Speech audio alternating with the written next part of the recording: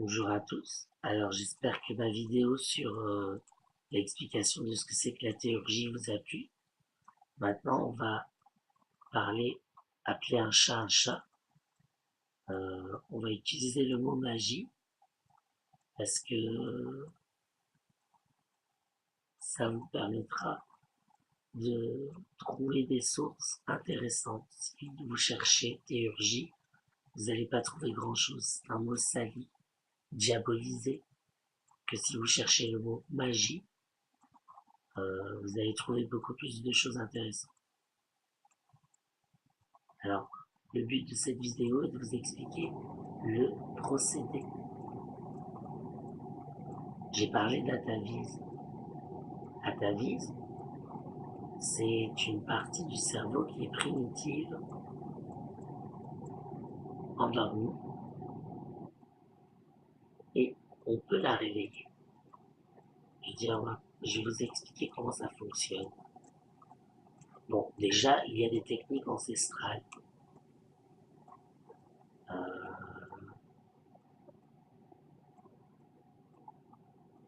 Pour réveiller une zone endormie du cerveau, comme par exemple la jalousie. Si vous êtes jaloux, que vous réveillez cette zone de votre cerveau,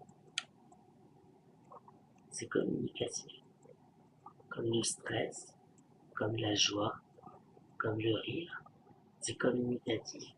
Bien sûr que ça provoquera des changements dans la réalité, c'est évident. C'est scientifique. Donc, euh,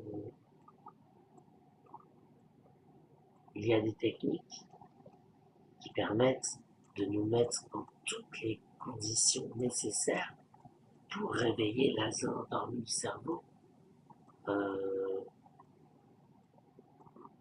recherchée. Alors les techniques, je vais vous les donner.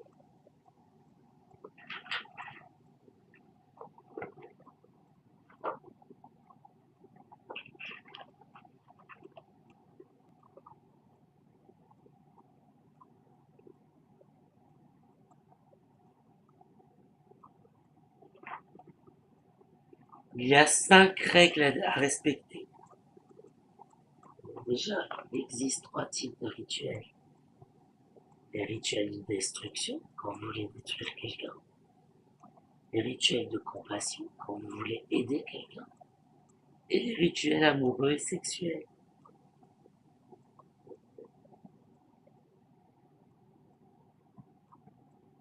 Alors, la première règle à respecter, c'est la direction.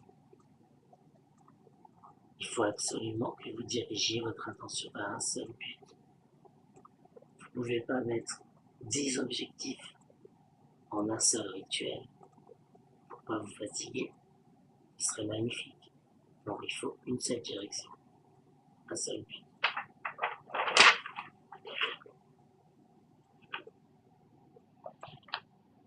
La deuxième règle, c'est que ce soit désir, volonté, envie, peu importe ce que c'est l'émotion que vous ressentez, l'émotion que vous allez canaliser, qui est la source d'énergie. Donc il ne faut pas faire ça pour s'amuser. Si vous désirez vraiment séduire les livres de votre cœur, il faut que vous vous concentrez sur les sentiments que vous ressentez quand vous le voyez. Ensuite, la troisième règle, c'est l'imagerie. Alors l'imagerie, ça peut être n'importe quoi.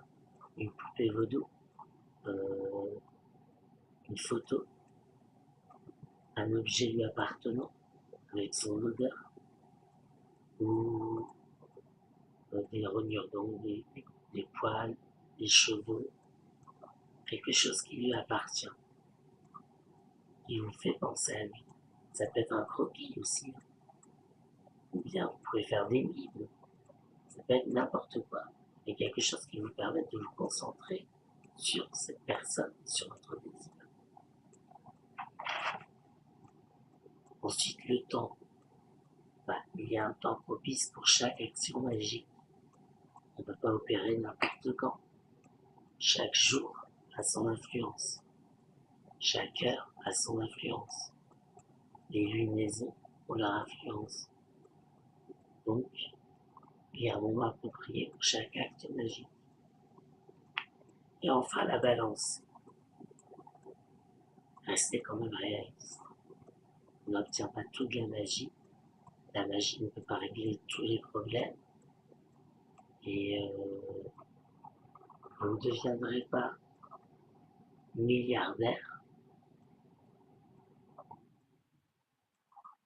en vendant des CD de votre groupe de rock quand vous avez 14 ans. Alors ça peut arriver, mais c'est pas donné à tout le monde.